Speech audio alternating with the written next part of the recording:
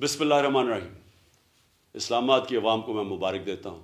عدالت کے ذریعے ان کو ایک ایسا فیصلہ ملا ہے کہ وہ اب اپنے ووٹ کے ذریعے اپنی لوکل گورنمنٹ کو منتخب کر سکیں گے۔ ہماری بڑی بدقسمتی ہے کہ اس ملک میں ایک کرپٹ ٹولہ مسلط ہے اور ان کے ساتھ ملا ہوا ہے الیکشن کمیشن، جو ہمیشہ ان کی سپورٹ کرتا ہے اور جمہوریت کے خلاف فیصلے دیتا ہے، اور اللہ کا شکر ہے کہ عدالتیں ہمیشہ ان کے فیصلوں کو مسترد کر دیتے ہیں۔ یہ جو کرپٹ ٹولہ ہے یہ عوام سے ڈرتا ہے، یہ الیکشن سے بھاگتا ہے۔ ان کی صرف ایک کوشش ہے کہ اس ملک کے اوپر اپنا قبضہ کس طرح مسلط کر رکھ سکتے ہیں، ہارس ٹریڈنگ کر کے، کرپشن کے پیسے سے لوگوں کے ضمیر خرید کے، اور ان کے پاس کوئی دوسرا راستہ نہیں ہے۔ عوام ان کو ریجیکٹ کر بیٹھی ہے۔